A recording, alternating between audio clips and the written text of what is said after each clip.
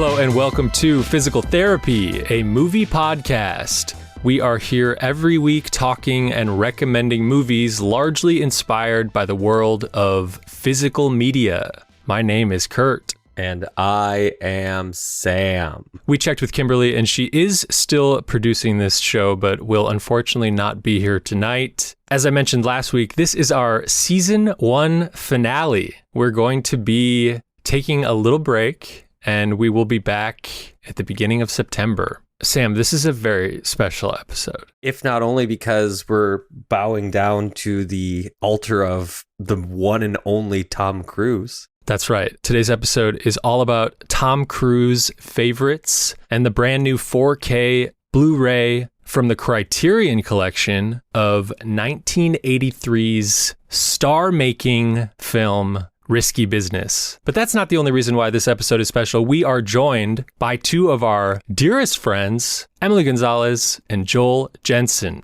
Hello, guys. Hello. Hello. Hello. What a good time to be here. What a thrill. Absolute thrill. Big fan of the pod, big fan of physical media, and it's good to see your smiling faces. Sam and I, when we first moved to Los Angeles, we lived in Joel's garage in 2010. Yes. Once upon a time. Your rent was $50 a month and a bottle of whiskey. That was the deal. Yep. Yeah. Pretty good deal. Joel and Emily, you are podcast experts as far as I'm concerned. Emily, you're involved with 2 podcasts, one of which is Too Scary Didn't Watch. Yes. Your co-host and our dear friend Sammy has been a guest of our show, but tell our listeners about Too Scary Didn't Watch. Too Scary Didn't Watch is a horror movie recap podcast where we each week tell you the plot of a different scary movie. So if you want to know what happened in it, but you're too scared to watch it, you can know about it. If you love scary movies and you just want to hear people talk about them more, you can listen to that. You can listen to us do that as well.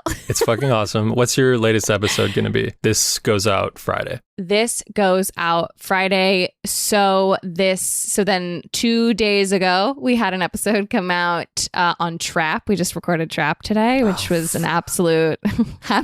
thrill. Watch Trap, dude. Trap rocks. Trap It rules. was so fun. And then next week we're doing Twisters, which also totally rules. Amazing. Which also rules. Yes. Yeah, Yes, and I'm Joel is actually I'm a guest guessing on that. episode, He is a guest on that Wait. episode. Emily, did you guys do Long Legs? We did do Long Legs. Yeah. All right. Yeah, that one just came out. We're all summer, and this is the last month we're doing it. We've been doing new releases exclusively. Hellcella. Hellcella. So there've been a lot of horror releases this summer, and we're kind of shoehorning Twisters in and saying that, it's a little bit scary. But yeah, it's been really fun. There's been a lot of really interesting horror this summer. Dude, Twisters is definitely scarier than Long Legs. Yeah, it's Got him. yeah. The first 5 minutes of Long Legs is pretty fucking scary. That's true. Yeah, and then the rest of the movie happens and it just sucks. I enjoyed it. I enjoyed my watch with it. Did you? I did, yeah. I loved the first, I would say even 20 to 30 minutes. I was really on board. And then I was fighting staying awake in the theater. Yeah. If you gave me the option of rewatching Long Legs or Trap, I would take Trap every time. Every time. Yeah, hell yeah. Damn, I think I might see Trap tomorrow, It's but I'm not good. sure yet. All right. Hartnett rules. Hartnett, man. Dude, Hartnett. Hartnett is back. He is awesome. in that. Unbelievable. Tour de force. Yeah. Dude, I was going to text you about this earlier, Kurt. I saw an original Faculty poster, Ooh. and that movie came out on Christmas. Whoa. Hell yeah. That's awesome. Cool. Yeah. Hell yeah. How amazing is that? Yeah, that's incredible. The Faculty rules. It does. Okay. And you guys also have a podcast that you co-host together called A Couple, right? That's right. Correct. Tell us about that. Take it away, Joel. Yeah, sure. So A Couple is a podcast where people who love each other talk about what they love. So oftentimes, Emily and I will sit down and talk about the things that we are loving this week. We also have every week our listeners send in their own love letters to anything they want. We've had people write love letters to their pets, to the state that they've just moved to the Mowing their lawn. mowing their lawns, to thumbs, to the dad male the male dad robins that are hanging out outside their house. Oh my God, filling out forms. Filling out forms is one of the most beautiful pieces of It literature was I've ever read. extraordinary. Wow. It was God. about finding one's identity and like distilling it through re-embracing facts. it Yeah. as you fill out a form. And it's Really cool. been really cool. It's a place for really good vibes. Every now and then we'll have some guests come on. We're working on getting more guests, Such as we had Jared Paul and F. Kim? Tompkins. And oh yes, sorry, let me start. For example, we had Kurt and Kim come on and talk about what they loved about each other. Marty, do you remember what you love about Kim? I remember. Yeah. What was it? Joel, do you actually remember? I remember. Yeah, it was beautiful. It was a long sort of way of saying that to be cared for by Kim is a beautiful thing. And she That's right. does it She does it very well. to pretty much everyone she knows. And I'm lucky to be near the top of that list. Yes, near the top. Just below Capone.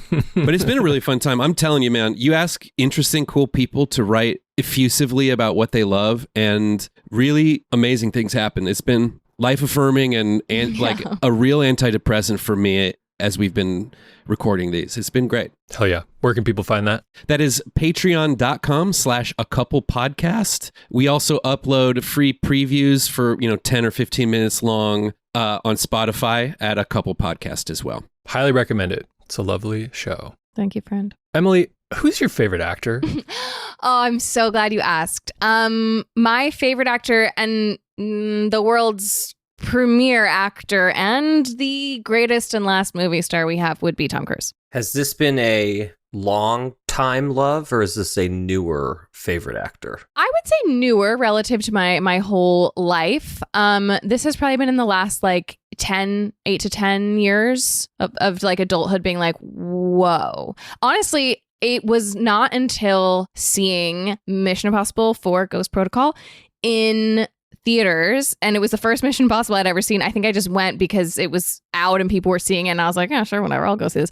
And it's not even my favorite Mission Impossible, but he's magnetic, and I was so hooked. And I'm just like, look, we don't need to get into this stuff that's like maybe problematic, who knows, whatever. But what this man does on screen and for movies is like, we've never seen it before, we'll never see it again.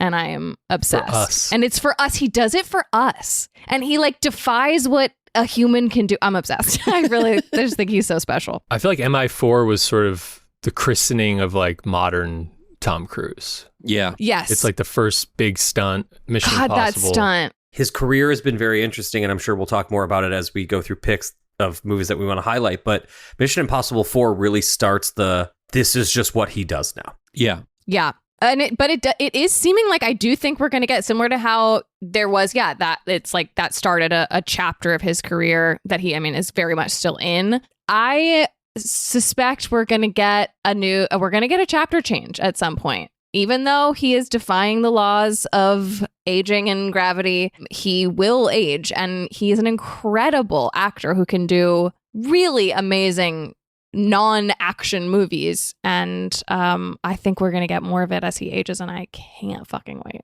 I sure hope so. God, I want He's on board for Iñárritu's film, yes, right? yes. Oh, wow. We want more of these things for Tom we want Cruise. more. Yeah, I would love to see him actually act again. And I love the Mission Impossible movies, but it would be such a treat to see him kind of take a more dramatic turn again. Like a weirder turn. He's so good at without being a weird. God, he's so good at being weird. Get him in another PTA movie, or have him and Quentin work together. That'd be amazing. I think he wants to work with Quentin. I feel like he's voiced that. He was certainly on the list and in talks for Once Upon a Time in Hollywood, but that would be awesome. Yeah, he was going to be Cliff Booth. Wow. But you know what? That wasn't his time. That wasn't his role. He's still in this other chapter, which we still love. I just think it's coming. It's coming. I was going through his IMDb and the list of filmmakers he's worked with. I was asking myself if there's any comparison, if anyone has a roster of directors on their filmography as good as him. The only person I would point to would be Leo, who I think does that very strategically. I feel like Leo picks his movies based on directors. Both of them, I think, have a similar problem where I don't know if Tom has only worked with male directors, but it's pretty much only male directors. But listen to this. Steven Spielberg, Stanley Kubrick, Coppola, Scorsese, PTA, Ridley and Tony Scott, Brian De Palma, and Michael Mann. Damn. And then there's a B list of tons of Yeah, Christopher McQuarrie is a B list. Yeah. Cameron Crowe. There's Yeah. tons. Yeah. But What's the De Palma movie? MI1. 3. MI1. Oh, 1. Doy, J.J. yeah. Abrams is 3. Yeah, J.J. J.J. Abrams is Abrams, 3, sorry, yeah. yeah. Which 1. that movie deserves so much more credit than it gets because great. that's the movie that saved the franchise and Yep. teed up 4 to happen. You don't get 4 without 3, which means you don't get Tom today. You don't get Maverick without J.J. Abrams. And that's how I feel. I'm there for 3, dude. I think 3 takes a lot of 3's heat great. for no reason. It's great. 3's rules, dude. Philip Is it Seymour maybe Hoffman. Philip Seymour Hoffman's best performance? Yeah, the best villain in any of the Mission Impossible movies by miles. Yeah. And that Kerry Russell eyeball moment is seared into Mhm. everybody's memory forever. Oh my God, yeah. It's great. It's a really good movie. Philip Seymour Hoffman doing Tom Cruise. Like there's a scene where Oh, Ethan Hunt yes. is wearing a Philip Seymour Hoffman mask. So it's Philip Seymour Hoffman as Ethan Hunt God, reacting to it's the good. news that Ving Rhames is like engaged and getting super excited for his friend. Might be my favorite Philip Seymour Hoffman like 1 minute stretch. Perfect. Kurt, while we were in college, you were like, you need to see Mission Impossible 3. There's a great Philip Seymour Hoffman like villain performance in it. And that's what, I mean, to your point, Joel, that is what got me back into that franchise of movies. Yeah, after the colossal misstep that is MI2. False. Dude, I think My first film is Mission Impossible 2. I mean, he works with the Scott brothers back to back. Back to back. He does Legend in 85 and then Top Gun in 86. damn. Well, and he That's is awesome. like very motivated by directors. I feel like that's a thing he's talked about too, is and like what has been saying with wanting to get back into a maybe more artistic films in a different way, is that there's like still directors he hasn't worked with who he wants to work with, which is, I mean, you can just he loves acting, he loves the movies, and he just wants to have all the experiences, and hopefully he will work with women. Yes. Though I do think we're also talking about a lack of as many female directors in that tier of success, which Of course. is a larger Sure. Yeah, of conversation. course. Just don't put it all on Tom, is all I'm saying. If you guys could wish cast a director for Tom to work with, who would it be? I know we've like touched on Tarantino, but who else would you love to see him work with? One name that comes to my mind that would be really interesting to see is Sofia Coppola. Would be a really Wow. cool, Oh, I think that'd be such a good combo. like this the softness that would be probably brought to the table and asked of him would be very interesting to see. What's the name of the woman who directed Titan? Oh, Julia Ducournau. Is that how you pronounce her last name? I'm not sure. I'm not sure. I don't speak French, but I would love to see him in an insane Yeah. experimental awesome. horror movie. I mean, I wouldn't see it, but I would love for it to happen. Even the guy who directed, and it's a guy, unfortunately, but the guy who directed a lot of them. Green Room, Jeremy Saulnier. Ooh. Yeah. Can you imagine, like, in a really dark Ooh, thriller? if he played like a psychotic villain in that kind of way, the way that Patrick Patrick Stewart does. did in that, yeah, like Yeah. Sign me up. This is like, I don't want this because it's too much, it's like two alphas, but his powers combined with Nolan, Ooh. like the fact that they have such similar yeah, kind of spectacle capabilities and reverence for big budget filmmaking, like, The box office on that would be psychotic. yeah. Yeah, it would be It would nuts. bankrupt nations. Yes. It could buy an army. Actually, my first movie is the promo that Tom Cruise made of just him going to see Tenet alone in a theater with a oh mask my on. god, What was his tweet? He said, Incredible. big screen, big movie. He's a genius. Dude, I would even love to see him, like, maybe not as kind of comedy as it just was in Furiosa, but like give him some weird prosthetic and like throw him into the wasteland. Like let him play a villain in Yeah. a weird Mad Max world. Yeah, now that reminds me of one. This is not one of the movies I want to talk about. It is, in fact, one that I want to bring up that I never want to hear about it ever again or talk about it ever again, which is him as Les Grossman Yeah. in Tropic Thunder. Sure. If I never hear about that again, I will die happy. It falls flat. Yeah, it was never as funny as everybody made it out to be. It's weird. It's weird that it inhabits such it's a weird choice for him. It's a iconography. weird moment. Yeah, Well, that's post MI3, and that's like, The Phoenix rising from the ashes. yeah, the weird sort of desert of Lions for Lambs, Tropic Thunder, Valkyrie. Is Valkyrie tight? No. Dude, I'd give it a chance. Well, it's Bryan Singer, isn't it? Brian Singer, Yeah. yeah. Fuck maybe that we don't dude. need to give it a chance. Yeah. Yeah. And then Night and Day, which is, I believe, James Mangold. It is James Mangold. Yeah. One of my all-time career achievements was when Fallout was coming out. We got hired to make a video, like a promotional video for it, and it was like a kind of like a comedy video. And to be able to make it, Tom has to approve anything that touches it. Anything that has the brand on it, he has to approve it. So we had to send him the script that I wrote. Hell yeah. And he approved it very quickly.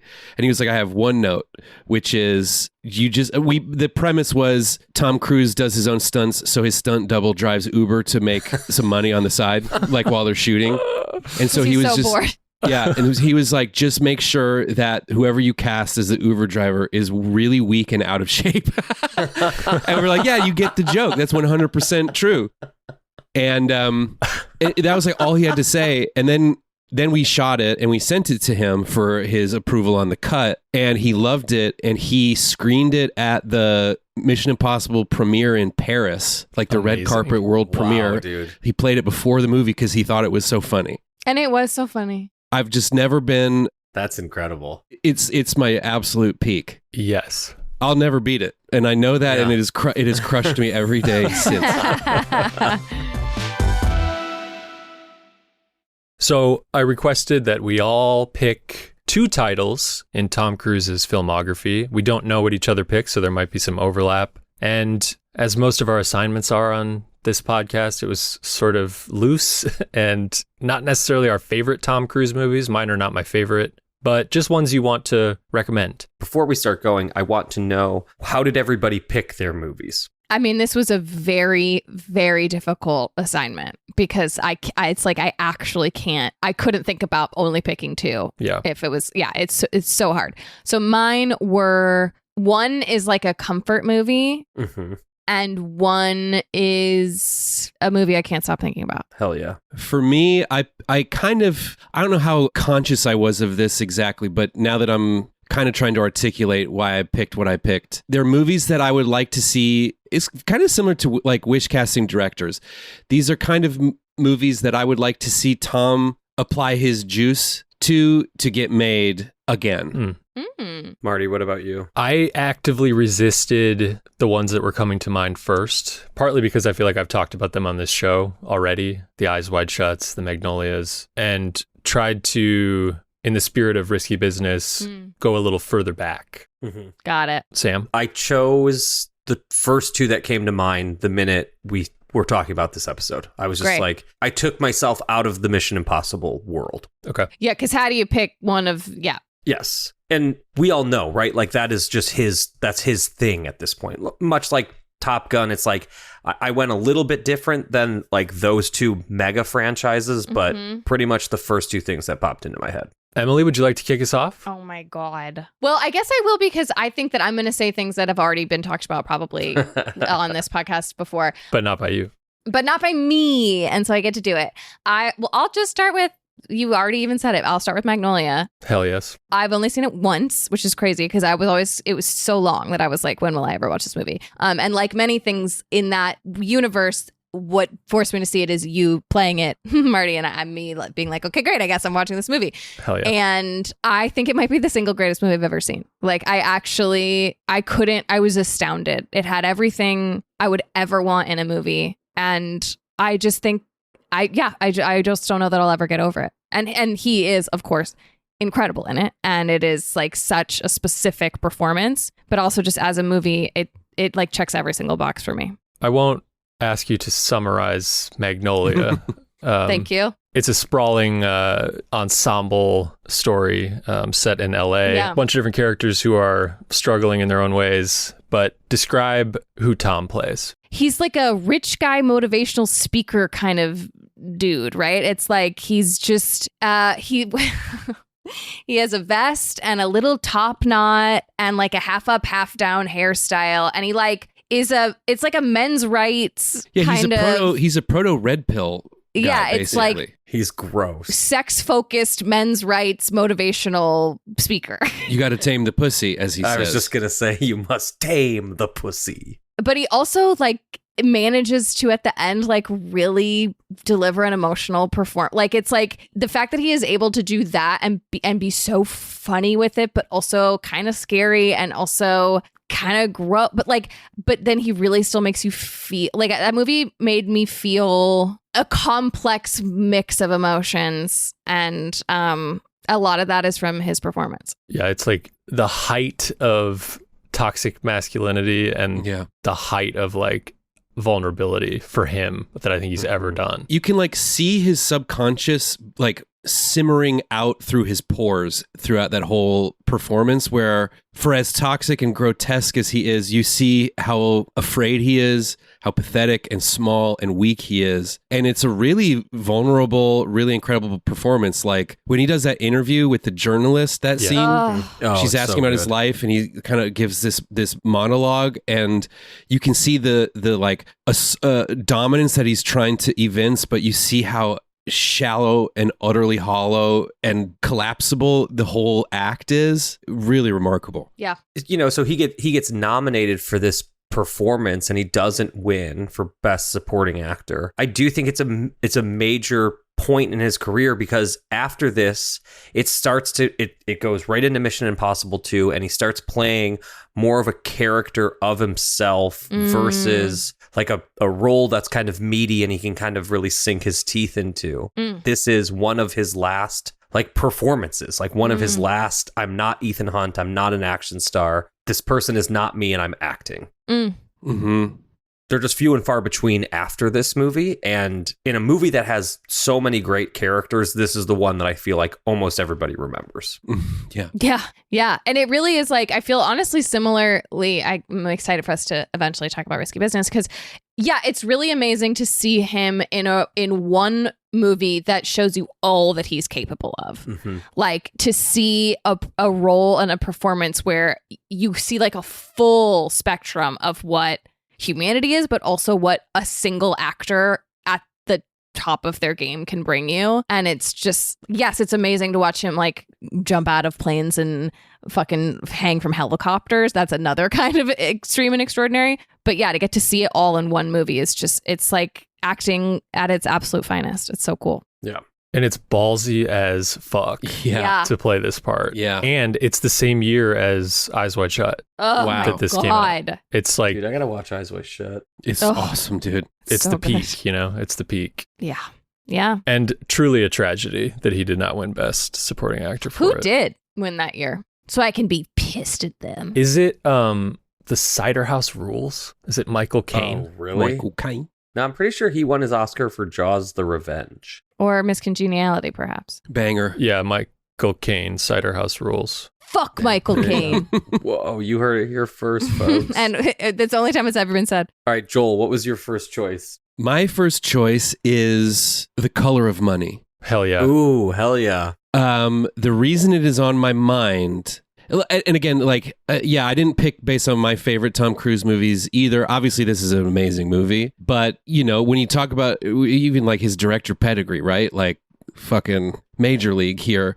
But I think why it came to my mind is, so obviously the Color of Money is Paul Newman reprising his role from The Hustler and taking the Tom Cruise's character under his wing to become a pool hall hustler and make a bunch of money. And they go and they compete in a tournament at the end, and they both make honest men of each other, basically. But it was a really cool moment in at least my kind of interpretation of careers. That so he at this time, this movie comes out in 1986, and he's coming off of Top Gun, so he's now like cemented as the man, but he's still not Tom Cruise, but he's the man, right? And Paul Newman and him doing this movie feels like this torch pass for, you know, Newman anointing the new king of the movies. Yeah. And he has since gone on to become, in some ways, his brand is like more movies than the movies themselves. But it's on my mind because I'm thinking about his relationship with Glenn Powell. We are so often thinking about his relationship with Glenn Powell. It's true. Truly, it is a huge, it takes up a lot of the brain space of our household. Yes.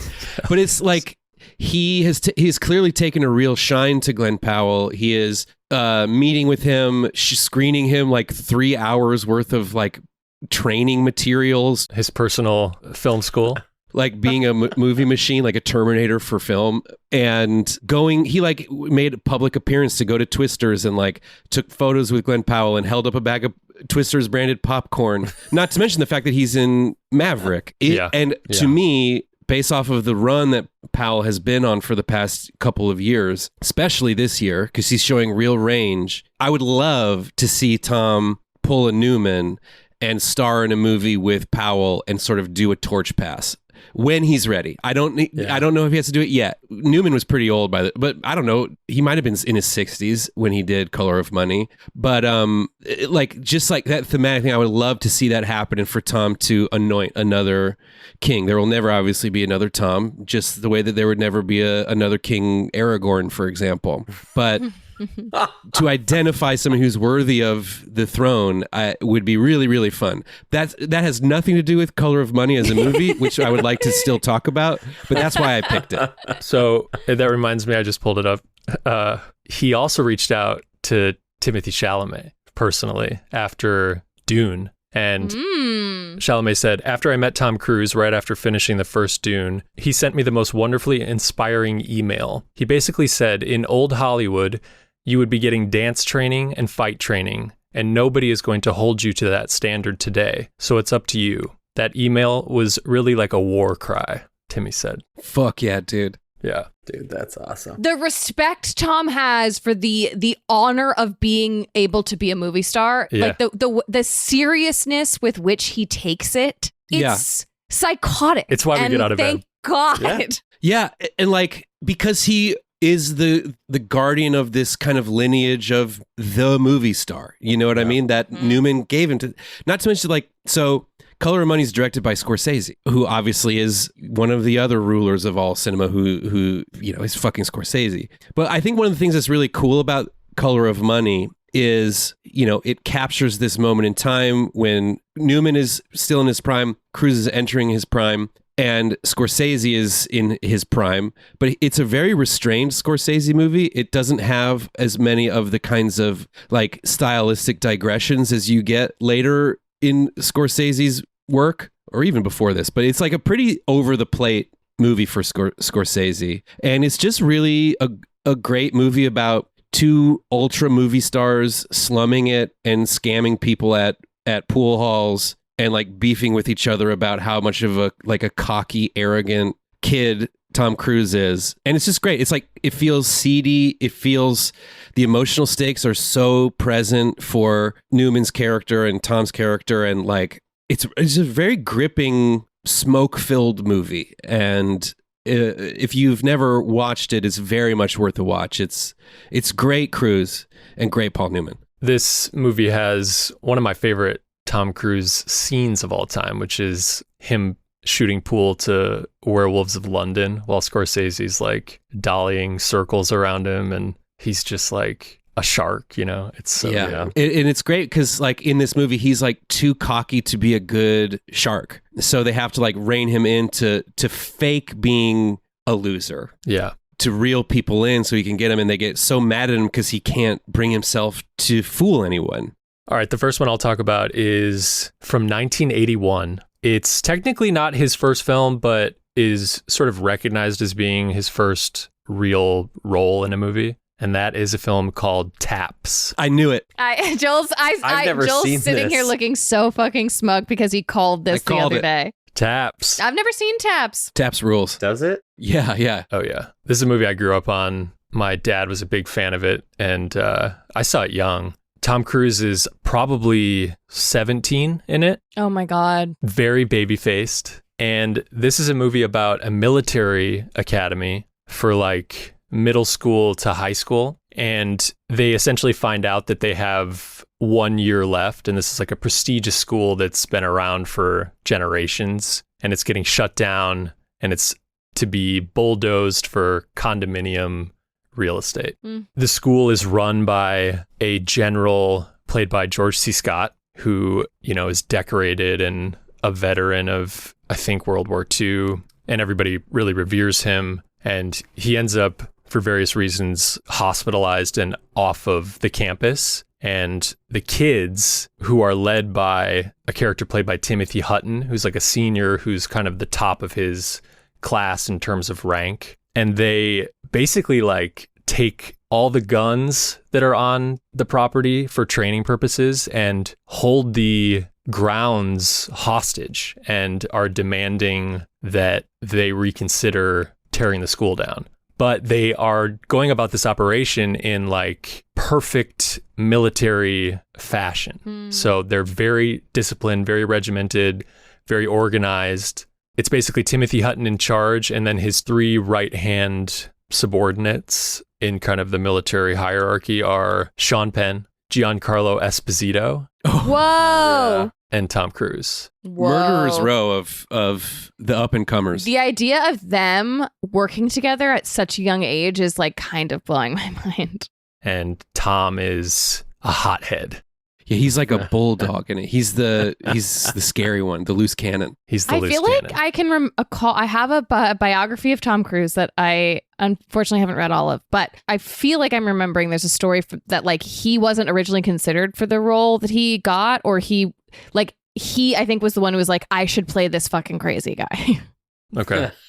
Hell yeah. I think there's something to that. So There are scenes where there are many scenes where he marches, and one in particular is him marching down a hallway while he is flanked on both sides by a color guard style performance where, you know, lines of soldiers are flipping their rifles around in order to congratulate Timothy Hutton's character on his promotion. And Tom is like walking down the hallway with his chest like pointed at the ceiling and like holding a sword, and his arm is swinging, and it's just like, it was there when he was 17. The Tom Cruise energy, that serious dedication, like, oof. yeah, okay, so I remembered it wrong. I just looked this up. He was supposed to be like a background character Okay. in the movie, but the director was so impressed by how he was like moving around as one of the military cadets, just like one of the students, that they were like, they selected him. We're like, actually, you need to be in the movie. Hell yeah, dude. Because he was, of course, really fucking bringing it no matter what, because that's what he does. Incredible. It's a movie that's like, I don't know how realistic it is. And I felt that maybe more than ever revisiting it for this episode. But if you can kind of suspend your disbelief, I guess, on how a situation like this might go, it is very tense and has a very haunting and satisfying conclusion. Give it a watch. The stakes of this movie are really high. I don't think this is a spoiler to say, but like, kids get killed in this movie. It's sort of Lord of the Flies in a military school. Oh, Like, ooh. Because they get, you know, when they take over the school and like occupy it, there is a response from the National Guard and the police and stuff. Damn. And it gets hairy and it gets violent. And I remember, I haven't watched it for a long time, but I remember watching it and it felt genuinely scary to me. Oh, yeah. When the bullets are flying and you're like, it is out of control, and it's teenage boys who have been well trained but are also still teenage boys, so there's all that energy being harnessed into training that turns them very radical, and then a bunch of adults who don't know how to deal with anything, and it just creates this powder keg. Yep. And the performances are all really good and really convincing, from what as far as I remember, and it just makes your stomach turn a little bit. Absolutely. It's a great movie to see as a teenager too, or even younger. Ooh, yeah. I remember being very scared the first time. Did anybody of note put it out, or is it just like a studio release? Well, how did you watch it? I watched it on Blu-ray. It's a 20th Century Fox, just a standard Blu-ray. Sure. Yeah, I've never seen it. I've known about it for years, but I've never actually watched it. Great one. Great pick. Sam, go ahead. When we originally came up with this idea, I was going to go The Outsiders, just because it's an early performance that is not talked about as much. But having rewatched some of The Outsiders, he's in like 4 scenes at most. Sort of background. Yeah. I skipped it, but he's got a great just denim vest with no shirt on and through half that movie. That is phenomenal. But let's go Collateral. Oh, Yeah, let's go baby. Collateral. Come on. Let's go Collateral. One of my favorite filmmakers in Michael Mann, a great LA movie. Yeah. It's the movie that changes Michael Mann's career in the sense of that he starts shooting pretty much everything digitally after this. Yeah. But it's done in a way that still feels like a classic Michael Mann movie. The story of Collateral, if you don't know, is Jamie Foxx plays a taxi driver in LA. He picks Tom Cruise up from the airport, who, unbeknownst to him, is a hitman, and they are making stops throughout LA so Tom can kill these people. Tom Cruise has a line in this movie, which is, "Yo, homie, that my briefcase," which is the funniest line delivery in all of Tom Cruise's career. He has a monologue about jazz music at one point. It's a fucking awesome performance. It's also a performance where he has kind of like uglied himself, for lack of a better term. He has gray hair in it. He's a little bit older. He's not overweight. That hair, but he's, man. God, that hair. That hair is, it's like a flat top that's just gray. He's got a really baggy, ill-fitting suit on in it. It's the exact same color as his hair. Yeah. Oh yeah, totally. Yes. Yeah. And it's still like Michael Mann pretty much on top of his game. There are great just scenes of the city in that movie. And Jada Pinkett Smith is the female lead in it. Yeah. Guys, it came out on August 6th, 2004. So just about exactly 20 years ago. Wow. 20 years ago this Hell week. yeah. Wow. I feel like this is a movie that a lot of people know. It's not that old. Again, we just said about 20 years old, but it fucking rules. It's just every time I turn this movie on, I either see something new that I didn't remember, or a new scene becomes my favorite scene. There's something to just love and revisit about this movie every time. One of the things that surprises me about it every single time I watch it is Mark Ruffalo as the detective with like greased back hair. Yeah. And a mustache, right? And a like mustache. A bad mustache, yeah. It's so good. It's such a well-written movie too. So the protagonist is played by Jamie Foxx, who plays the cab driver who has this dream of owning a fleet of limousines. Mm-hmm. And he's very much a milquetoast, nerdy, never actually going to do it. Follow through with his dream. And Tom Cruise, his character's name is Vincent in the movie. He reads Jamie Foxx like a book, and it's like a perfect break into a second act where we really go into Jamie Foxx's character's subconscious as guided by Vincent, into eventually forcing him to become the man he has to be to start the limo company. Yeah. And like save the girl and be a hero and stop the villain. And the way that it is built and structured is so well done. And at a certain point, Jamie Foxx has to pretend to be Vincent to go do a deal. And the drug guy who had hired Vincent to do these hits is played by Javier Bardem. I was just going to say, it's Javier Bardem. And the performance that Jamie Foxx puts on in that scene is so fucking good, where he's just desperately trying to convince him that he's tough, so much so that he convinces himself. Yeah. And watching that moment for him is so, so, so cool. And it proves to him that he can at least fake it until he makes it. And then we're off to the races with these two men. Like, Vincent genuinely likes Jamie Foxx in this movie and doesn't want to hurt him. It's great. And he gave a speech, right, to Jamie Foxx when he's like, if I were to shoot you and you were to die on this train, like, how long would it take before somebody realized that you're dead? And the coldness of that moment and the way that it feels in LA sometimes related to that has always rattled me. But the duel of wills between those two is what makes that movie so, so, so special. Well, I mean, to what you were talking about earlier with like him trying to take, Glenn under his wing in a nice way. This is him doing that to a character in a movie in like the worst way possible. Yeah. There's a great 4K of this, and one of the special features that's been on the physical media versions of this movie is behind the scenes of Tom Cruise posing as a UPS delivery man in real life and dropping off packages and trying not to be recognized as Tom Cruise. Oh, I've seen that. Yeah, That's I've seen that. Incredible. Michael Mann had him do this as practice for sneaking around, as his hitman character would excel at. That's so funny. cool. Emily, what do you got? My second one is it is not my favorite Tom Cruise movie. It is not the best Tom Cruise movie. It is the movie that saved the movies. Hell yeah. And it is one of my comfort watches. I truly put on parts of it like all the time.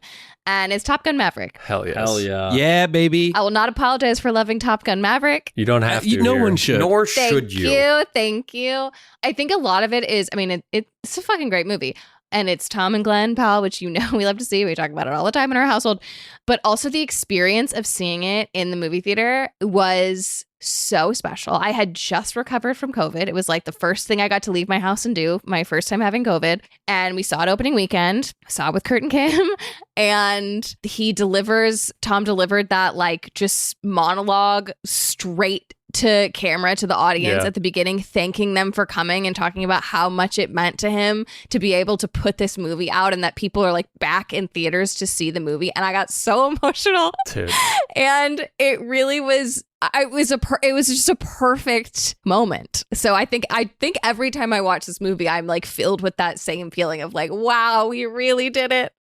I tear up, if not cry, every time I watch Top Gun Maverick. Yeah, dude. It's so good. It's just like, it's a movie. Like Tom has these movies where he gives these really interesting performances. And I do think his acting is great in this movie.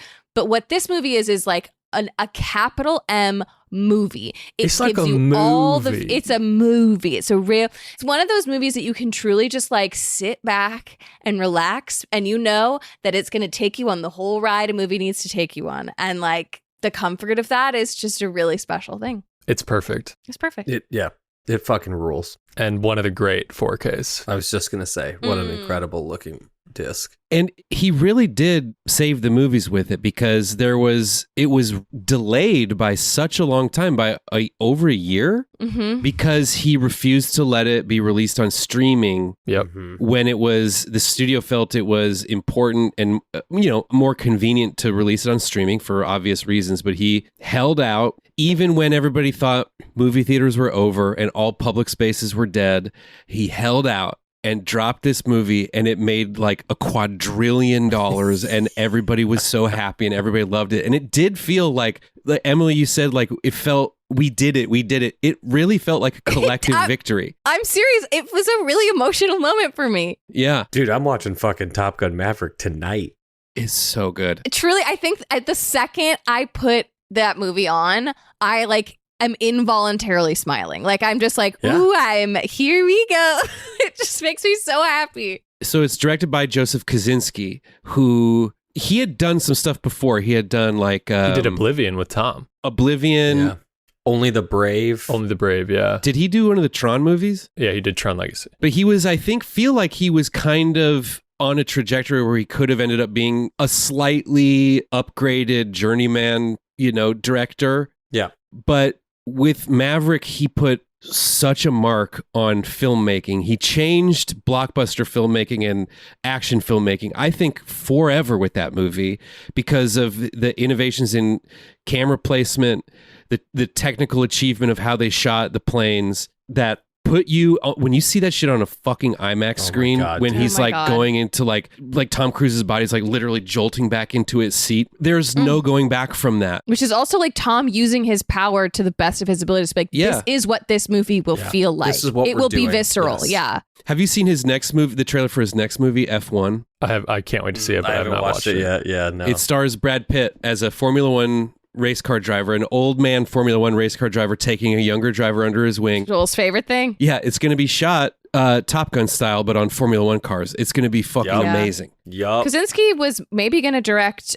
Twisters. He was set to direct Twisters, and then he has the story by credit. But then I think because of delays and stuff, he didn't end up directing. But damn, great record. When John Hamm says, "Send them." Oh my God, dude. I cried. Yeah. Dude. Send them. I love the Ed Harris performance in that movie. So good. When he's like, you got balls, disc jockey, I'll give you that. Stick jockey.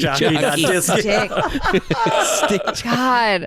You get the fucking beach football scene. Come on. Where they play offense and defense at the same time. God, it's what's crazy is like, fun. If I had like read the script for that and I got to that moment, I'd be like, this doesn't work, man. What do you mean? And then then you see it so and it's hard. Your brain goes, I'm turning myself off, dude. I don't want to think about it. I don't care. I'm telling you don't have to think about it.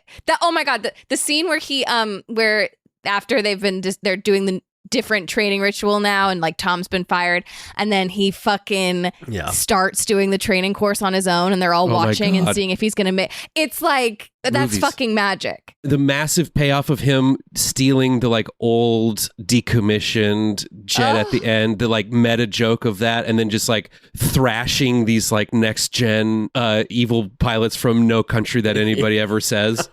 which I prefer. Yeah. It's about who wants it more. And I love that kind of shit where It's about who's in the box, baby. Yeah. You just have this ability to outdo it if you care more and you're more righteous. You can outfly a plane that, can go upside down at will. Like, it's so good. Damn. Great choice. Great choice, Emily. Thank you. Joel, round 2, what you got for us? Round 2 for me, The Last Samurai. Ooh, Wow. I was hoping I we'd knew talk this. about The I knew Last this would Samurai. happen. I did not think you were going to choose this. Dude, Last Samurai is so fucking sick. We recently watched it. I'd been trying to get Emily to watch this Too for long. years. And then we watched Shogun. Shogun and got really into it. And I was like, now's my Shogun is so good. It's so I've good. heard. And I thought to myself, now is the time to reintroduce The Last Samurai to Emily. And it holds up shockingly well. There are the attendant So good. problematic issues of, white savior stuff, acknowledging that. I get it. However, if you can look past that, which some people can't, that's fine. I choose to. It is such a good historical epic. The action scenes are shot so remarkably.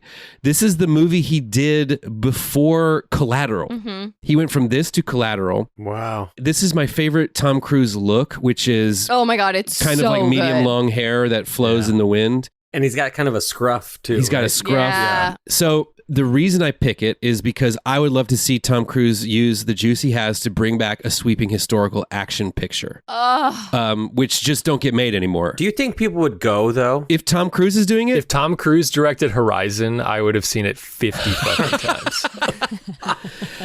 I think Tom Cruise is the only one that could get it done. I think you could. And even that is a long shot. It probably will never happen, but I would Sure. love to see it.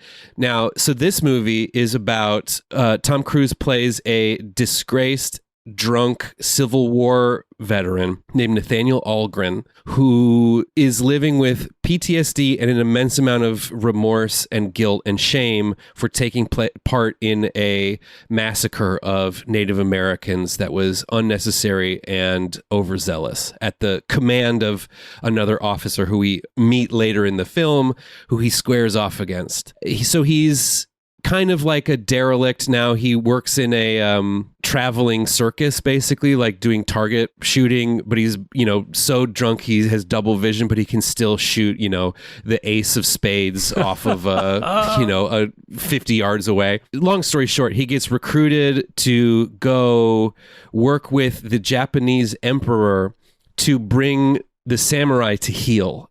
So there is a civil war in Japan where, it's a war over industrialization and modernization where Japanese business interests are trying to industrialize the country, and the more traditional minded samurai are resisting and fighting like a guerrilla war against them. The samurai are winning, and so they need American military tacticians to come in. Tom is the best. Nathaniel.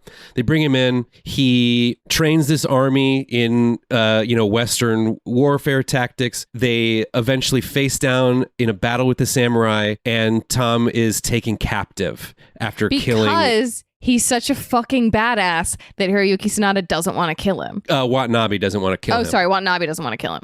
Who's the head of this like samurai rebellion. He is injured gravely. Tom is. He gets taken back to a Japanese village and nursed back to health. And He can sense a samurai mentality, I feel like, in Tom's character. So they spare his life. He learns the way of the samurai and eventually changes sides and teaches the samurai how to counter the tactics that the westernized military will use. Hiroyuki Sanada plays let's see if I can put this one together. Hiroyuki Sanada plays the Tom Cruise in Taps of this movie. Who he's amazing. He is a hothead. He hates Tom the most, ultimately becomes convinced and bails him out of trouble. Also, he's just so young and gorgeous, and he's so stunning to watch in everything, but I was really just man, the way that presence that man has is unbelievable. The Japanese village that he's staying in gets him sober, which is, difficult. And it all kind of culminates in a big, huge battle between Tom and the samurai and the westernized Japanese military being led by the commander who made Tom Cruise do this massacre. And the samurai do a suicide run to just dying to the last man. I was so mad at Joel in this moment when we were watching it because I was so sad. It's and I so sad. didn't know I was going to be so sad. I should have known it's called The Last Samurai, but I didn't put those together until this battle sequence, and I was really upset. Like the battle sequences of this movie are directed so absurdly well. It looks so good. Still, Yeah. Edward Zwick. yeah, it is really, really good and really, really worth watching. It's a beautiful movie, truly. I got to return to it. Yeah, me too. It rocks. I don't know if I've ever actually sat down and watched the whole thing. It's long. It is very long, but Tom's performance is amazing. He plays like a true loser alcoholic who becomes a hero. It's a very humble performance for a lot. It's like him, and it's a real fusion of Tom as a Magnolia caliber actor in a kind of corny historical epic. And that is an alchemy that really works for me. How do you think it compares to Blood Diamond, Edward Zwick's next movie? I think it might be slightly better. I just bought that on Blu-ray. Jesus. Of course you did. But also, I think you can't talk about The Last Samurai without talking about Ken Watanabe. This movie kind Oh of my God. brought him to American audiences in a real way for the first time. He was a Japanese movie star before this, but Ken Watanabe lives in our cultural zeitgeist even still. And it's this movie that brought him to us, and he is so fucking good in this movie. It's crazy. He's awesome in it. I truly think like one of the best working talents that we have right now. Amazing, dude. The gravitas that he brings, the dignity that he brings, the gentleness that he brings, and his performance in The Last Samurai is all of those things, and very poetic. And I'll never forget the whole movie. He's like working on a haiku and he can't get it right about the like cherry blossoms. And when he, at the very end, after their last stand, his dying words are, he finishes his haiku. Hell yeah. And he says, they're perfect. They're all perfect. And that's like his last words. And I love a performance that can be so badass and so filled with beauty and flower petals. Do you know what I mean? Like there's so few working actors who can hit that mark, and so few who are willing to try or see the value of playing a character who sees the world that way. And he is one of them. And God willing, we'll get another Ken Watanabe to guide us through cinema moving forward too. But yeah, so that's my second one. Hell yeah. Martin? My second is 1988's Rain Man. Yeah, baby. Shit. Wow. One of my absolute favorite Tom Cruise movies. In this movie, Tom Cruise plays like a dealer of exotic sports cars, all about the money, as we find him at the beginning of the film. After his father, who he is sort of estranged from, passes away, his character returns home expecting a large inheritance to come to him, but is surprised to learn that that inheritance is going to his brother, who he previously did not know existed. And that brother is played by Dustin Hoffman, who is living in like an assisted living situation and is an autistic savant. So Tom more or less like kidnaps his brother and takes him on a road trip back to Los Angeles and is trying to convince his caretakers that he doesn't need a $3 million inheritance. All the while, though, is bonding and learning how to be his brother's caretaker. This movie won Best Picture, Best Director, Best Screenplay, and Best Actor for Dustin Hoffman. Tom wasn't even nominated, which is insane. This is, I think, one of his greatest performances. And, you know, there's representational issues, I think, from a 2024 lens with Dustin Hoffman. But if you can take it for what it is, you know, for when it came out, Dustin Hoffman is fucking unbelievable in this movie. And the two of them, their chemistry and their story together, you know, their characters, it's just one of the most touching movies I could think of. Have you guys seen this? Long ago. Yeah, it's been a long Yeah. time, but I yeah. don't think I've seen it since high school. Yeah. Makes me cry. Highly recommend it. It's so iconic. I think of the shot of them coming down the escalator. Absolutely, yeah. just seared into all our collective imagination. And the coolness of that movie is part of what I always associate with it, is just how cool it felt. Yes, and it's really funny. It's like so funny, and features an amazing Hans Zimmer score. Some of his 80s work, just the best. There was a 4K recently from MVD Visual. Sam, it's not somebody I've ever heard of. I have a couple of their releases. Okay, cool. Yeah, it looked great. So I highly recommend Rain Man if you haven't seen it or haven't seen it in a while. Okay, so for my final pick before we hit Risky Business, I got to call out probably the Tom Cruise movie that I've seen the most. And that is 2014's Edge of Tomorrow, also known as Live, Die, Repeat, also known as All You Need Is Kill. Ugh. I was so scared we weren't going to talk about Edge of Tomorrow. Come on. I was genuinely like, what if we don't talk about Edge of Tomorrow? So I really thought thank you that'd be so one of much. yours, Emily. It almost was, but I was like, I can't do Maverick and Edge of Tomorrow. I need another flavor in there.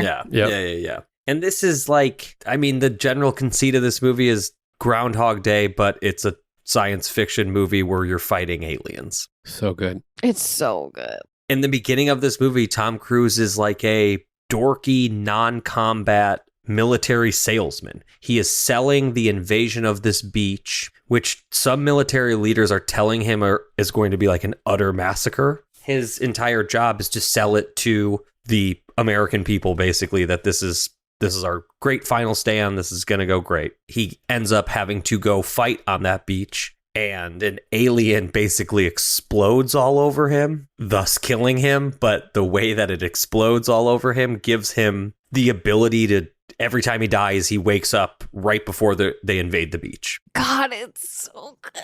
It's so good. He has, he doesn't always have the best chemistry with his female co-stars in a lot of his movies. Well, he's not really a human.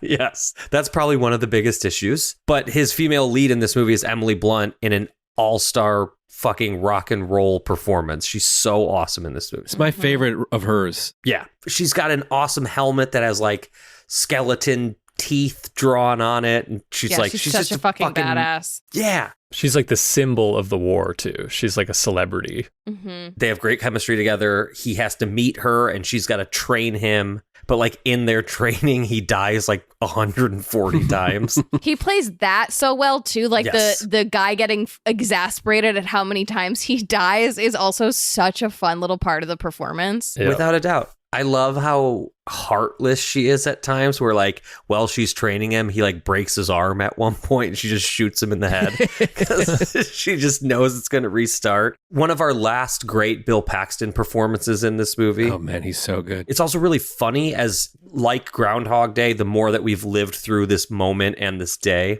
the more he learns things, and he knows, there's a little quips here and there, and it's just like the script is great. The action is phenomenal. It's directed by Doug Liman, who recently destroyed his career by remaking Roadhouse. But Edge of Tomorrow fucking is awesome. And it is a perfect blend of like what a comic book movie. This is based, I believe, on a manga, right? I believe, yeah. But it's like what a comic book movie could be if you didn't have to do, months of homework before you went and sat in the theater. The concept's a bit silly, it's a bit out there, but it's done with such an expert hand. As you said earlier, Joel, it's that turn your brain off moment and just have a good time at the movies. Mm-hmm. Yeah, it's an excellent movie. And it's great to see him as kind of a losery non-action person grow into an action star throughout this movie. Yeah, like a piece of shit who has to face the consequences of what he's selling. Few actors can do that the way Tom can. And has. I also, like, when I think of that movie, one of the emotionality of it, I think of a lot, and the way that they do really fun movie magic, where they lull you into thinking that you see every single time he dies and comes back. Yes. Only to, as we're like coming to the end of the second act, they reveal that you haven't seen everyone, where he knows that Emily Blunt always dies at this one moment, and we haven't ever seen it. But you realize, like, oh, he's been through this hundreds of more times than even I've seen. The emotional register that gets into you is so cool, and what movies can do. Yeah. It's great.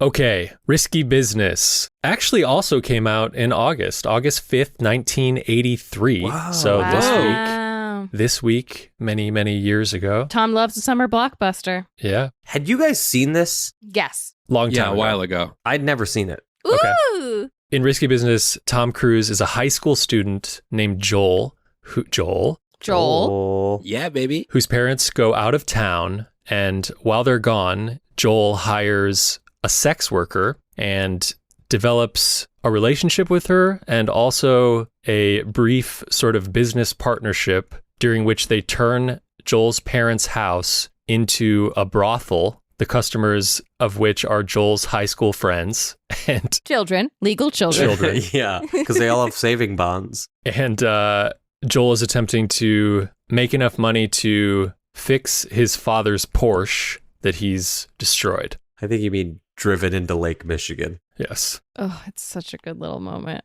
That line where they're at the Porsche place and the guy goes, "All right, where's the U-boat commander?" They open the Porsche door and a bunch of water and fish fall out of it. Yep. This, as we said, is the movie that really made him a star. It features, to this day, one of the most iconic Tom Cruise shots of him sliding into frame in his underwear and a button-down t-shirt to old-time rock and roll. And it just came out on Criterion on 4K and Blu-ray. Sam, what did you think? Your first time? A couple things. I was really surprised at the vulnerability of the performance of Tom Cruise in this movie and just what he was willing to do at that time. Yeah. The iconic dance scene, as that you just pointed out, happens way earlier in the movie than I thought it was going to. And it's almost a bit of a bummer because the movie is culturally has kind of been reduced down to that dance sequence. Mm-hmm. And it's a fun and fine scene, but the rest of the movie I thought was like eons better than that scene in particular. It's like not the tone of the movie. That's Not at all. Well, that's also, I feel like the point of that dancing is like, but when he's still like just a boy, he's just a little boy running around his house. Big thighs, though. And big thighs. A little boy with big thighs. But yeah, exactly. It's like, what's the first thing he does when his parents leave town? He dances around in his underwear. But then, not just that, he put like seemingly, because the scene in which he it's this great tracking shot where the camera is Joel's POV taking his parents to the airport to drop them off. And then it pans out and he's in like a red sweater. So he goes home, makes himself dinner, and then seemingly puts on a pink button-down shirt, takes off his pants, leaves his socks on, and then dances around his house. But what I couldn't get over, this is a phenomenal soundtrack by Tangerine Dream. Yeah. And it takes place in the Chicago suburbs. This movie looks and feels like a Michael Mann movie, but it's like a weird teen sex comedy and drama. And part of that is because of the Chicago suburbs and the Tangerine Dream of it all. But I was like, man, this feels like Thief. Like, do a double feature of Risky Business and Thief, and they're so similar. But it's great. I loved this movie. I was like, man, they really don't make them like they used to, huh? This is an insane premise for a movie. That's also somehow, it's also a lens on consumerism in America in the 80s. Absolutely. Mm-hmm. I Yes. mean, it's sort of on paper, it's like Porky's, but yeah, it's like the vibe is haunting and serious. And And like, I have a trig final tomorrow and I'm being chased by Guido the Killer Pimp. Like, that's a line in this movie? That's crazy. And it's awesome. Yeah. I think like within what we're talking about here with the tone. So I was reading last night. So it was written and directed by this guy named Paul Brickman, who after this movie came out, he was offered to direct Rain Man. And he passed. And there was another big hit that he was offered to direct that he passed on. Forrest Gump. Forrest Gump. wow. Because obviously this movie, was instantly iconic, but he was very uncomfortable with his own success and the nature of Hollywood. So he kind of backed away from it, which I think feels consistent with how culturally we think of this movie as Porky's or Ferris Bueller's Day Out. But really it is like a pretty sharp critique of capitalism and materialism. It's dark, it's adult, it's a really potent satire of all of these things. And I feel like he was kind of felt uncomfortable with where it ended up residing in culture because he had a lot to say about serious political things. Yes.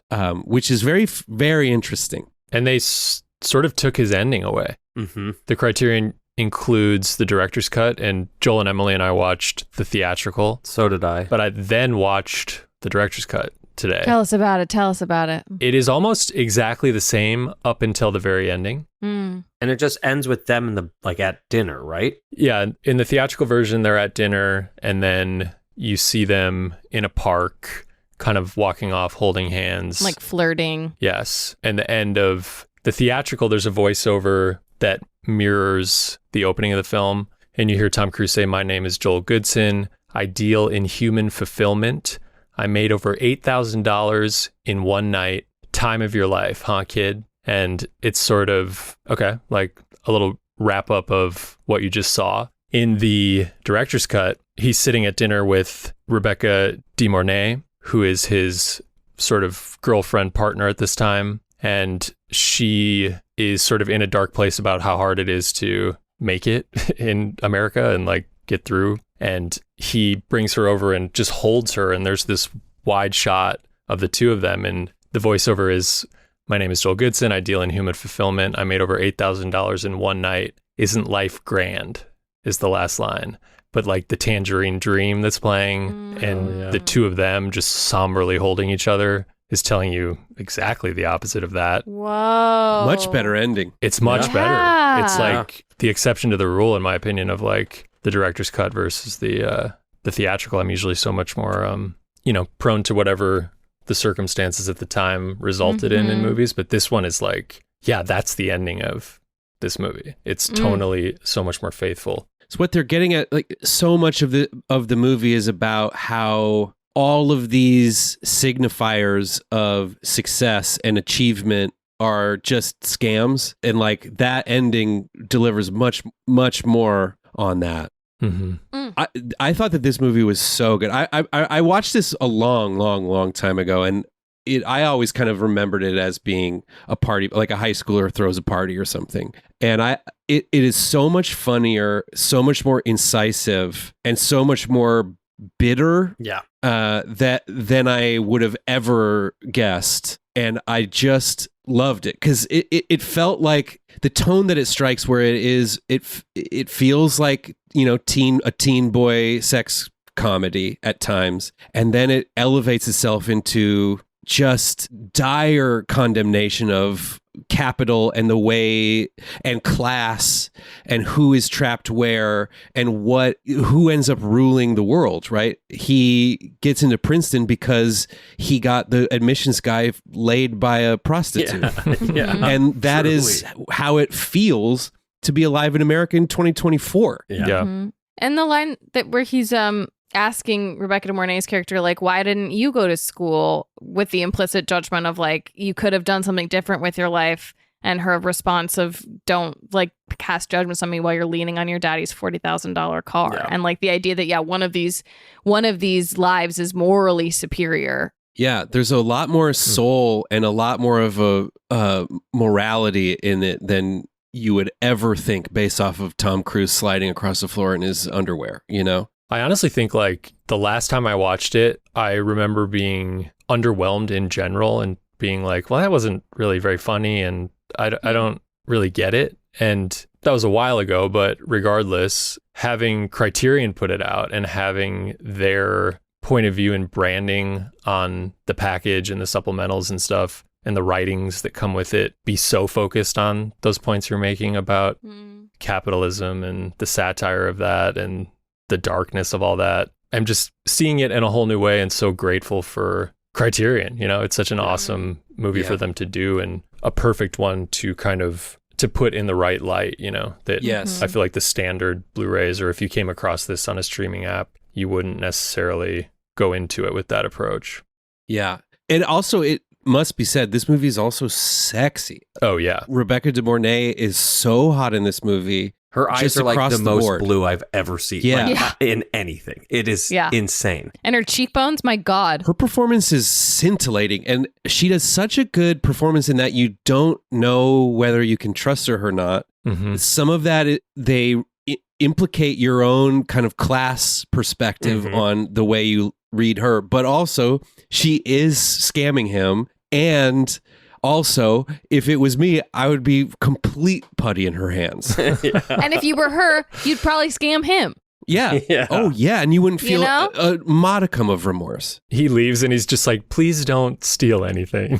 Oh my God. The amount of times he leaves a stranger unattended in his home. Yeah. And the yearning that he looks at her with. Oh my God. Yeah. And it's so that good. Tangerine Dream score that is like sexy and dangerous at the same time and super Michael Mann, baby. moody. Oh my God. Yeah.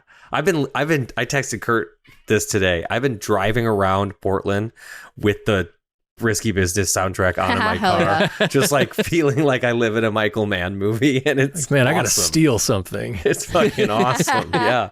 I mean, I love like, his parents finally come back to town and they're immediately concerned with the things and not him, right? Like it's all of this whole thing about consumerism, or even the line, the Princeton interviewer comes to his house on like a Saturday night at 9 p.m. It's so weird. But, when the interview starts going really bad and he just looks up and he's like, looks like University of Illinois. Straight down the barrel of the camera. Yeah. Exactly. Which is so funny, too, because it's still in this. And I think as a country, we've moved slightly away from this, but it's still in this era of you go to an Ivy League school and every other school is like a pile of shit. And so the idea that he has to fall back on University of Illinois because he fucked up his future is so interesting and silly, really, at the end of the day. Yeah. I think, too, one of the moments that really resonated with me is at the very end when his dad comes up to him and is like, Joel, do you have something to tell me? And his dad tells him, you got into Princeton. And every interaction that he's had with his dad for the whole movie, they shake hands. It's very business. And then at that moment, he embraces him and kisses him. And it's like, to your point, Sam, about the egg and his mom being more concerned about the material stuff, his dad being more concerned about his achievements. They're like scam ray gun that they're pointing to all across this movie even gets his parents, like that a parent's love is ultimately a fucking scam to get you to like take the shape that they want you to take or fit into their shelf of ceramics that you can't mix the centuries with each other. Like you're still just an object and a piece of material for them and a badge for them, and they only love you when you reflect that back to them. Yep. Because the mom is very warm to him the whole movie up until then, and every time they talk, she's like, "We trust you, honey. We hope you're doing well," which is always so funny. We trust you, and is always so like warm and compassionate with him. And then she comes home and the thing is her egg is cracked and she's so disappointed and can't believe him. Has to leave the room. It's merciless. Yeah, it's like a merciless perspective in the writing of this movie. Yeah. Did you guys notice that the guy who plays the Princeton interviewer is Clark from The Thing? Yeah. Yeah, baby. We did. Hell yeah. We love to see it. And also we got Joe Pantoliano playing baby. Guido the Killer Pimp. Dude, Miles, his friend Miles has like 11 incredible lines. He's so good. All of his friends are so funny. Sam, who plays Miles? He's Revenge of the Nerds guy, right? Okay. We don't have to get too into this, but I encourage especially you, Emily. Okay. Curtis Armstrong. Yes. He plays Booger in Revenge of the Nerds. That's right, yeah. Curtis Armstrong wrote a book about his time making these 80s movies. Okay. And there's some Tom Goss. Oh. And the Hollywood Reporter did an excerpt article on the Risky Business section in like 2017 or something. They put this out. I recommend you read it. He talks about what Tom Cruise was like on the set of this movie, and I want to know so bad. It's not exactly flattering. I want to know how weird he was by then. Now, I did read, though, that Tom and Rebecca De Mornay had an affair while shooting this movie that then turned into a relationship that lasted for like 2 years or something like that. Wow. Which is hot. Do you know who she was dating? Yes. Harry Dean Stanton. Yeah. Who apparently came to Chicago while they were shooting this movie and would just swim laps in the pool that they were like of the hotel pool that they were staying in for like 9 hours a day. Wait, I have a question about this movie.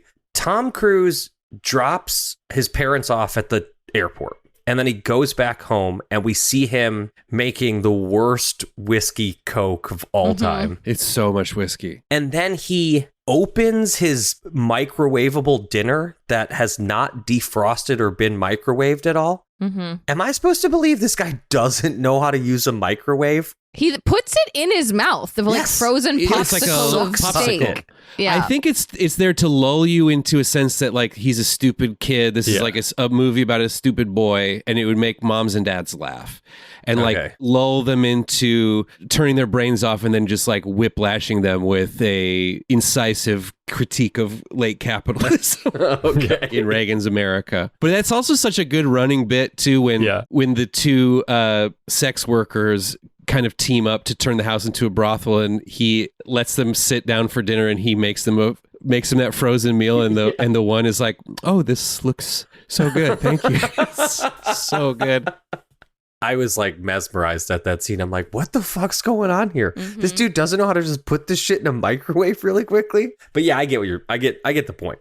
There's great special features on this. What I was most excited to find is this is from like 2008, so the 25th anniversary of the movie. There is a like 30-minute documentary behind the scenes with a lot of interviews, contemporary interviews from that time. So Tom Cruise is involved in that and talks about making this movie. And there's also a feature-length commentary track with the director, the producer, and Tom all sitting together watching the movie in 2008. Whoa. And I don't know if Tom Cruise, I don't want to say he's never done a commentary track before, but I don't think I've ever heard him sit down and do one of those. And, he speaks with deep fondness and gratitude for Risky Business and is fully sort of publicly aware of the fact that this movie changed his life. And not that we wouldn't have had Tom Cruise otherwise necessarily, but like, I think he knows that like this is the beginning of his launch into the stratosphere. Man, he's just Tom Cruise, He's just Tom Cruise. He's so cool. How about Joel? Get off the babysitter.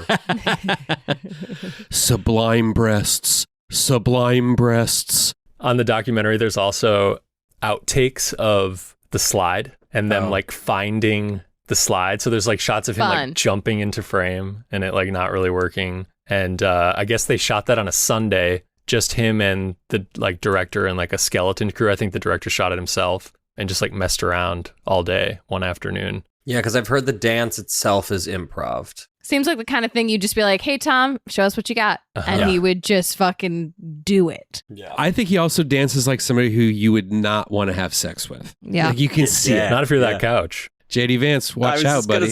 Yeah, watch out. Joel, Emily, what a treat. Thank you so much for coming on our podcast and talking about our mutual favorite topic, Tom Cruise. What a pleasure. Thank you much. for having us so much. We love the pod. We love the pod. We love y'all. We love Tom. Everybody make sure to check out Too Scary Didn't Watch wherever you get your podcasts. I can't wait to listen to you guys talk about Trap and a couple on Patreon. Love you guys. Thank you, friends. Thank you guys Love so you much. guys. Okay, Sam, before we go, it's time to put some wishes out into the physical media universe for titles on formats that they do not yet exist on. Are you ready? You know it, baby. I wish for William Friedkin's Sorcerer on 4K. I wish for 11 Horror House on 4K or Blu-ray.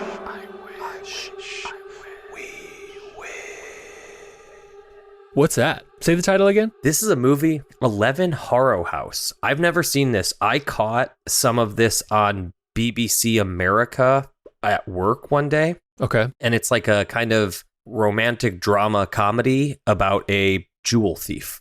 And it looked awesome. Whoa. There was a great jewel robbery and chase that I kind of tuned in right in the middle of that looked really great. And I looked it up immediately afterwards, and there's not really a physical version of it that exists anywhere. So I would love to see the whole movie. And, what better time than now? Damn, cool. It's got Charles Grodin in it. Oh, hell yeah. And I don't really know anybody else. Oh, excuse me, Candace Bergen and James Mason. Damn. Fucking sign me up, Is it from the US or? No, it's from the UK. Okay. From what I saw, it looked really awesome. Hell yeah. What year? 1974. 1 hour and 34 minutes. Come on. perfect. Come on, Kino. Yeah, seriously, that it struck me as such a Kino movie. Yeah, I chose 1977's Sorcerer. Keeping it with the Tangerine Dream. Exactly. This is a remake of the 1953 Clouseau French film, The Wages of Fear, and stars an international cast led by Roy Scheider. This is Friedkin's follow-up to The Exorcist. This movie is about criminals who are all separately sort of on the run and hiding in South America, who accept a job of transporting truckloads of dynamite, very fragile dynamite, through the jungle in order to stop is it like a natural gas fire, Sam, or is it like a... Yeah, it's for a gas company that's operating down there. So this movie is these guys driving these rickety trucks through the most unstable territory in the world, and every little jostle may set the dynamite off. So it's like a suicide mission. But if they successfully do it, they can go back to society. They can buy their way back into society. Yeah, so it is so tense. Like, it will make you sweat watching this movie. Like, white knuckle shit. Truly, like, one of the best movies ever made, in my opinion. Really underrated, really epic. I think was a real failure for Friedkin. Well, there's two things. It A, wasn't The Exorcist, and a little movie called fucking Star Wars came out like a week after it. Yeah. $6 million box office in the US against a $22 million budget. So, yeah. Like a straight up failure. Yeah. But it has been, it's been rediscovered and really loved at this point. Yeah. Deeply, deeply underrated. Joel and Emily last night came over for Risky Business, so I couldn't join them, but I got a text from Drew and his fiance, Drew, who's been on our show, and he was inviting me to this great tiki bar in LA called Tiki Tea, and then to go afterward right up the street to the Vista, which was playing a 35 mil print of Sorcerer. I was very sad to miss out. Yeah, I've been able to see it on film before, and it is great. Cool. Yeah. Yeah, so here's hoping. I'm sure somebody will do it. Maybe not the US, but there will be a 4K of this at some point. There's got to be. Yeah, I feel like we're not very far away. Okay, Sam, that is it for our first season of Physical Therapy, a movie podcast. How's it feel? Good. I'm feeling good. We got to talk to our friends about movies. We got to buy more movies. I bought way too many movies because of this wonderful little show of ours. We're going to be back in, I think, 3 weeks. We'll be back at the beginning of September. I think we're going to come back talking about some of our favorite 2024 physical media releases. Yeah. Start making your lists, everybody. A big thank you to everyone who's helped us out on this show so far. Primarily our wonderful producer, Kimberly, and as always, Patrick Laban for his beautiful music. Our friend and frequent co-host, Bobby. We'll hear from Bobby again in our next season. And a big thank you to you, Sam. Hey, I've been having a great time doing it. I'm happy we have this outlet. I want to continue to do this. So please, as we've always said, tell a friend, write a review, give us a like. Follow us on Instagram at PT Movie Pod. Throw us suggestions. If there's movies or topics or anything that y'all want to hear, we'd love to hear from you. Absolutely. A big thank you to our Lord and Savior, Tom Cruise, and we will see you guys in September. And remember, Joel, get off the babysitter.